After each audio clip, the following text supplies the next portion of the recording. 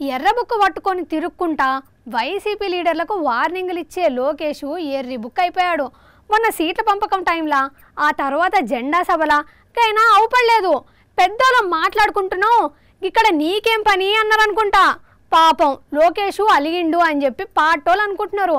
ఆడ పక్కన చిన్నబాబు ఉన్నాడు. ఒకసారి ఆయన్నే అసలు కథ ఏంది అని అడిగి తెలుసుకుందాం. చిన్నబాబు నమస్తే. హాయ్, బాక్సులన్నీ భలే పెట్టారు, తియ్యగా ఉంటుందేమో.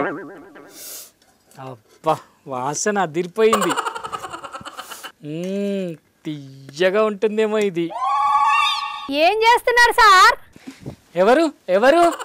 మీ ఎర్ర బుక్ ఏమైంది? పేర్లు రాసి రాసి కమ్మలన్నీ అయిపోయినాయా? ఏం ఎర్ర బుక్కో ఏంటో, అందరూ కలిసి నన్ను ఎర్రి పుష్పం చేస్తున్నారు. అందరూ అంటే ఎవరు? వైసీపీ వాళ్ళ?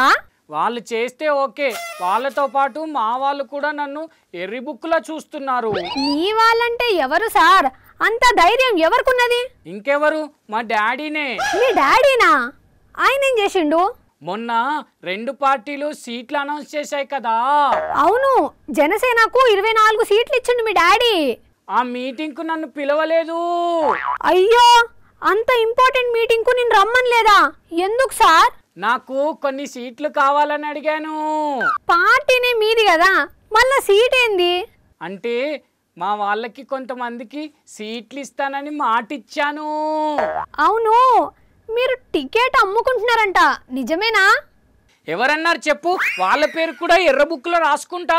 మీ ఎంపీ కేసినేని నానే అన్నాడు, టికెట్ కావాలనుకున్నోళ్ళు నీకు స్పెషల్ ప్యాకేజీ ఇస్తే వాళ్ళ పేరు ఫస్ట్ లిస్టులా, మామూలు ప్యాకేజీ ఇస్తే సెకండ్ లిస్టులా, ఏమీ ఇవ్వకపోతే అసలు ఏ లిస్టులా పేరుండదట. ఆయనే అన్నాడు. ఏమో నాకు తెలీదు, మా డాడీని అడుగు. సరే గాని నీకు కొన్ని సీట్లు కావాలని అడిగితే మీ డాడీ ఏమన్నాడు? పెద్దవాళ్ళ మధ్యలో నువ్వెందుకు అని పంపించేశాడు, అందుకే వచ్చేసా. ఇదిగో బాబు, పాపడాలు ఉన్నాయా, తీసుకురా. అయ్యో, నిన్ను మరీ ఎర్రి బుక్కుని చేసి ఆడుకుంటున్నారు కదా. అవును గాని మరి గా జెండా సభకు ఎందుకు పోలే? మొన్న సీట్ల అనౌన్స్మెంట్కు నన్ను పిలవలేదు కదా, అందుకే అలిగిపోలేదు. ఇదిగో బాబు, కొంచెం పప్పు కూడా తీసుకురావా, కమ్మగా ఉంటుంది ఇందులో వేసుకుంటే. ఇంతకీ మీ దత్తన్న ఎక్కడి నుంచి పోటీ చేస్తాడు? మా డాడీ ఎక్కడి నుంచి పోటీ చేయమంటే అక్కడి నుంచే పోటీ చేస్తాడు. అదేంది, ఆయన ఎక్కడి నుంచి పోటీ చేయాలనేది కూడా మీ డాడీనే చెప్తాడా? అంతే, మా డాడీ ఎక్కడ పోటీ చేయమంటే అక్కడే పోటీ చేస్తాడు. చెయ్యకపోతే?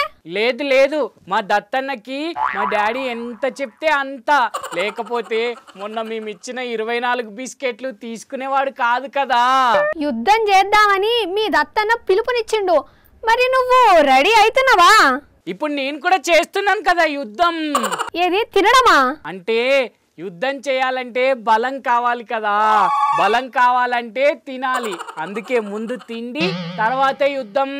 తిను, బాగా తిని తీరుబడిగా వెళ్ళి యుద్ధం చేయండి.